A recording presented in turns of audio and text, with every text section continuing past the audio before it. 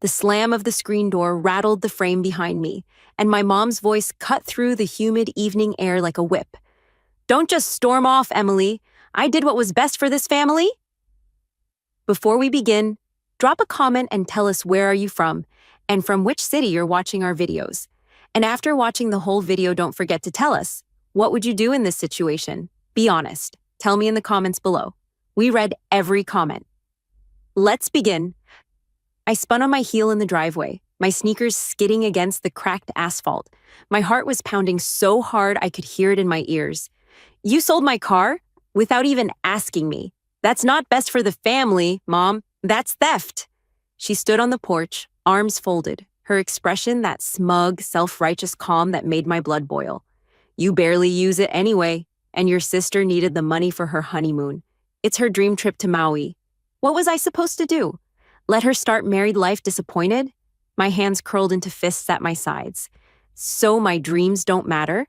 The fact that I worked double shifts for 2 years to buy that car, that means nothing?" "Emily," she said, lowering her voice as if the neighbors might overhear. "You're single, you live here rent-free, and you don't need a car right now. You can take the bus to work. This was the right choice." Her words hit me like cold steel. The right choice for who? Certainly not for me. I could feel heat rising up my neck, a dangerous mixture of humiliation and fury. Behind her, through the open doorway, I caught a glimpse of my sister, Madison, lounging on the couch with her fiancé, giggling over some glossy travel brochure. She didn't even look at me, just tucked a strand of her perfect blonde hair behind her ear like this whole thing was beneath her notice. That was the final straw. "You know what?" I said, my voice shaking but loud enough for both of them to hear. "Enjoy Maui. Enjoy every second, because the moment you get back, things are going to be very, very different around here." Madison smirked without turning her head. "Don't be dramatic, Em. It's just a car." Just a car. The words stung in a way I couldn't describe. That vehicle wasn't just metal and paint.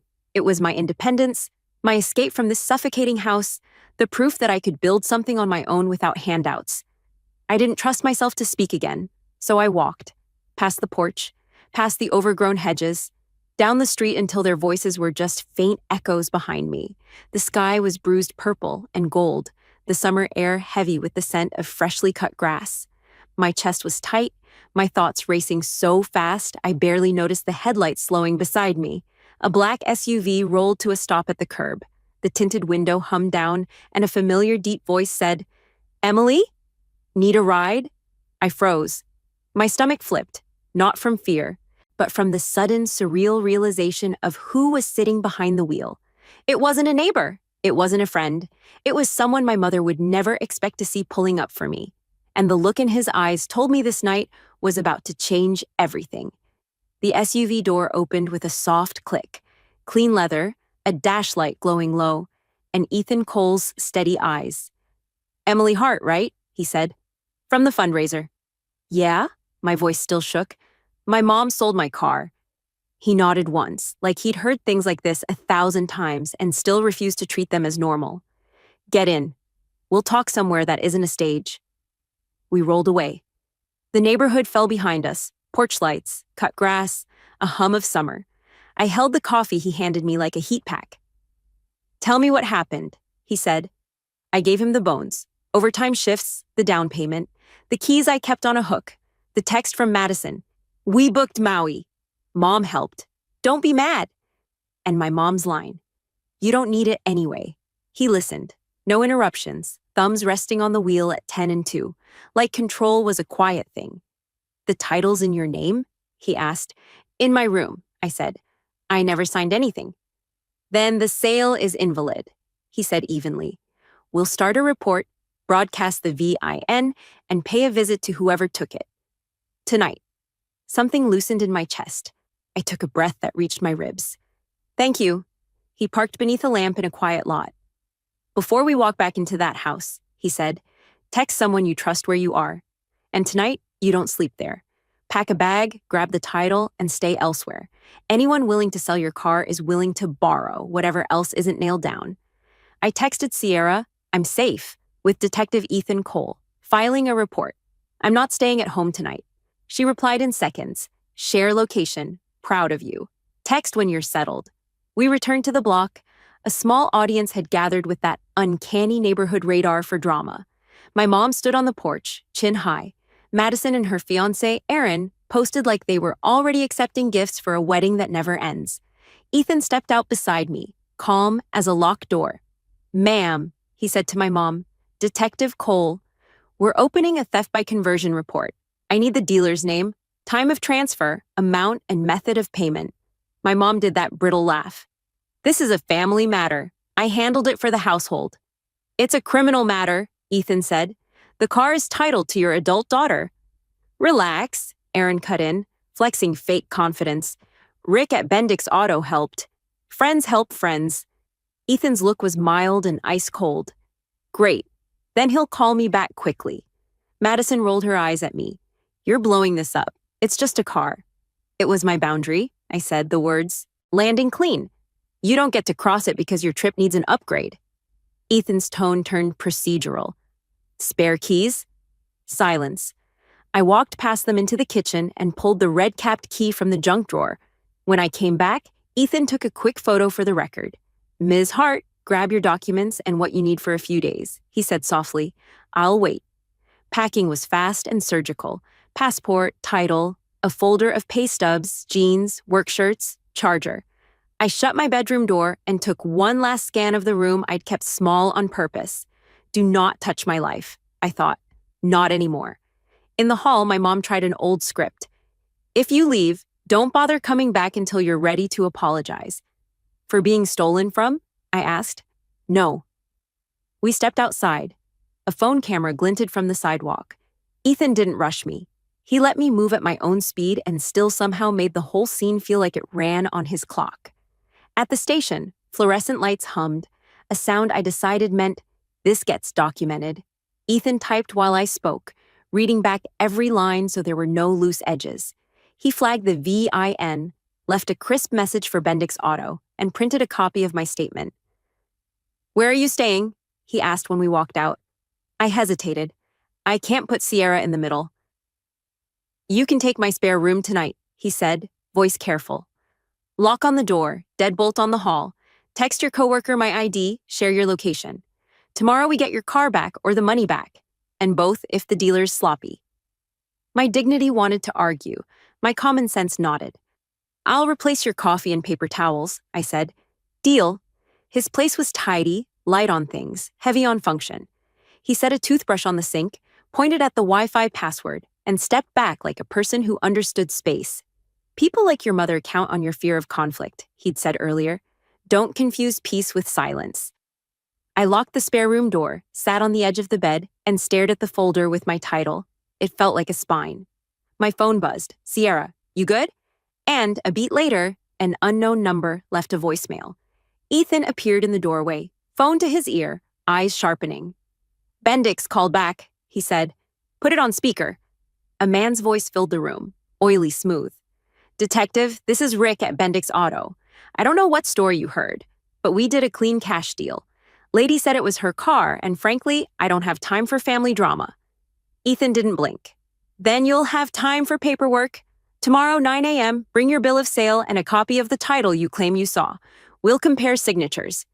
A pause, the tiniest crackle of nerves. "Fine," Rick said, too quick. We'll sort it out." Ethan ended the call and met my eyes. "That crack in his voice?" he said. "It means he knows he stepped." In it, I exhaled, a tired, shaky laugh pulling at my mouth. "Tomorrow?" "Tomorrow," he said. "Sleep. You'll need your voice." I lay back, lights off, phone on the nightstand, door locked. For the first time in a long time, the quiet wasn't a punishment. It was a promise. Morning came in quiet layers. First the sound of a coffee maker gurgling somewhere in the kitchen, then faint footsteps across hardwood, then the hum of a phone vibrating against a counter. I sat up, blinking at the pale rectangle of sunlight sneaking through the blinds. For a second, I didn't remember where I was. Then I saw my backpack at the foot of the bed, the folder with my car title resting on top like a sentry, and it all snapped back into place. Ethan knocked lightly before opening the door a few inches. "You're up," he said, holding 2 mugs. "Coffee, 1 cream, 3 sugars." The fact that he remembered from last night startled me more than the coffee itself. Thanks, I said, wrapping both hands around the mug. He leaned against the doorframe. Rick from Bendix called early. He said he'd be in by 9 to clear up the misunderstanding, which means he's trying to get ahead of the mess. I raised an eyebrow. And what's the plan? We go in, you say as little as possible, and let me handle the talking. If they still have the car, we get it. If they sold it again, we push for the money. Either way, I want them sweating by the time we walk out. The corner of my mouth tugged into a smile. Sounds like you've done this before. Let's just say I've met my share of Ricks, he said, straightening. Finish your coffee. We leave in 20.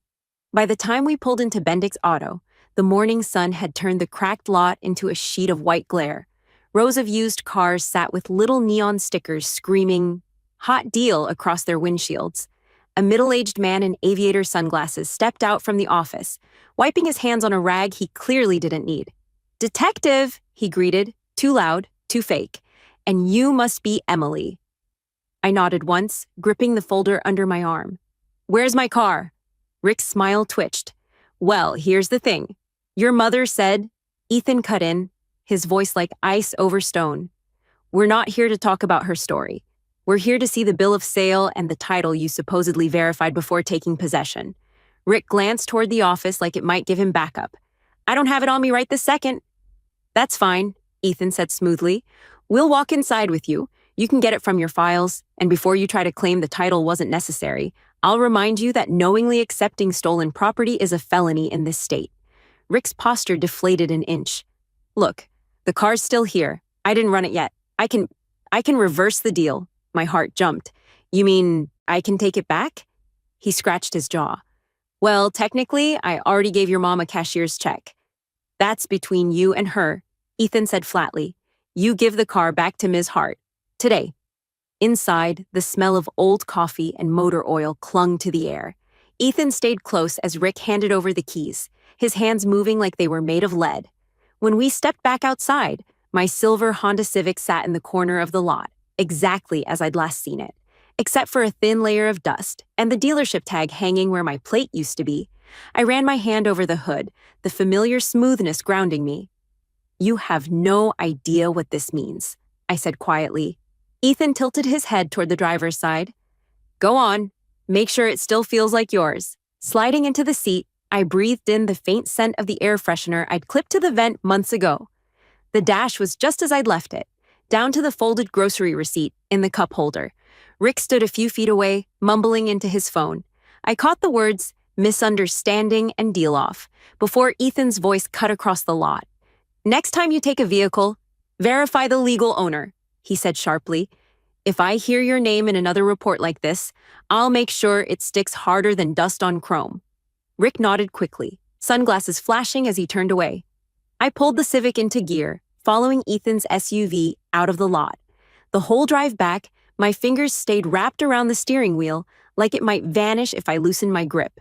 When we parked outside his place, I stayed in the car for a second, the weight of the last 24 hours settling into my bones. "I don't know how to thank you," I said finally. Ethan rested his arm on the open window frame. "Keep your title where only you can touch it. And next time someone says you don't need something you worked for, remember this morning." The truth of that landed deep. For once, I didn't feel like a problem someone else had to manage. I felt solid. And I knew my mom wouldn't be expecting the way I planned to return this car to the driveway. The Civic's tires crunched over the gravel as I turned into my street. I didn't bother to creep in quietly. If anything, I wanted the sound to carry. Let them hear it. Ethan followed in his SUV, stopping a house away. We'd agreed he'd hang back unless things went sideways, but I already knew they would. Madison was the first to appear, stepping onto the porch with a glass of orange juice in hand. She squinted at the sunlight, then froze when she saw the car. The glass tilted dangerously before she caught herself. Her voice carried across the yard. "You have got to be kidding me." The front door swung open and my mom came out, arms crossed, wearing that same robe she'd been in last night. "Emily," she said sharply, "where did you get that?" I parked dead center in the driveway, the way Aaron always did when he wanted everyone to notice his new truck. Stepping out, I dangled the keys between two fingers. "From the place you sold it to without asking me. They gave it back." My mom's mouth tightened. We had an agreement. We didn't have anything, I cut in. You had a plan, and it involved taking what wasn't yours. Madison came down the steps, bare feet slapping against the concrete. You embarrassed us, she snapped, going to some cop like a tattletale instead of handling it privately. I laughed, low and sharp. Privately? So you could keep the honeymoon money and my car? That's not privacy, that's theft with nicer lighting. Aaron appeared in the doorway, leaning one shoulder against the frame. We already booked the resort, non-refundable. That sounds like a you problem, I said, sliding the key into my pocket. My mom stepped closer, her voice dropping to that warning tone she'd used on me since I was old enough to stand my ground. You're being petty. Madison's wedding is once in a lifetime. She deserved a proper start. Funny, I said. You never thought about my starts. College, moving out, buying this car. Those didn't matter. Madison rolled her eyes. This isn't about you. Oh, it's exactly about me, I said. And about you learning that I'm not the quiet one anymore. She opened her mouth, but I didn't give her the chance. I pulled my phone from my pocket, hit record, and let the screen face them. So, just for the record, do either of you deny selling my car without permission? Madison stiffened. Aaron shifted uneasily. My mom's jaw worked, but nothing came out. That's what I thought, I said. Ethan's already got the report filed. If you try this again with anything else I own, the next conversation will be in a courtroom. From the corner of my eye, I saw the curtain twitch in the neighbor's window. Madison noticed too, and her face flushed crimson. You're making a scene, she hissed. I smiled, and it wasn't nice. I'm ending one. I got back into the Civic, backed it neatly into the garage, and hit the button to close the door. The metal clanged shut between us, leaving their muffled voices outside. For the first time in years, I felt like the space inside these walls was mine. And judging by the way Ethan's SUV eased past a minute later, his faint nod in my direction, I knew he saw it too. By the time I turned onto my street, I could already see them on the porch, Madison in shorts and a tank top, sipping from a tall glass, Aaron leaning against the post like he owned the place, and my mom standing in the center with her arms crossed like a judge waiting for a verdict. The moment the Civic rolled into the driveway, Madison straightened, her mouth curling into disbelief. No way! You went and got it back? I stepped out, letting the keys dangle between my fingers. Yeah, because it's mine. Aaron gave a humorless laugh. You just ruined our honeymoon. Non-refundable means we can't get that money back. Then maybe you should have booked it with your money, I said, locking the door with a satisfying click. My mom came down the first step, her voice low but sharp. Emily, this is petty. We did what was best for the family. I turned to face her fully. You did what was convenient for Madison, and you decided my work, my time, and my boundaries didn't matter. That's not best for the family. That's selfish. Madison scoffed, stepping closer. You barely even drive that thing. It's just sitting here. It was my choice what to do with it, I said evenly. And now it's going to sit here a lot, because it's not leaving this driveway without me in it. The silence after that was thick. Even the neighbor across the street had stopped pretending to water her plants and was just watching. I walked to the garage, pressed the opener, and slowly backed the Civic inside. As the metal door lowered, I caught one last glimpse of their faces. Madison tight with frustration, Aaron muttering something to her, and my mom staring like she was trying to figure out what move she had left. The door clicked shut, sealing the quiet in with me. For the first time in this house, the quiet didn't feel like tension. It felt like control.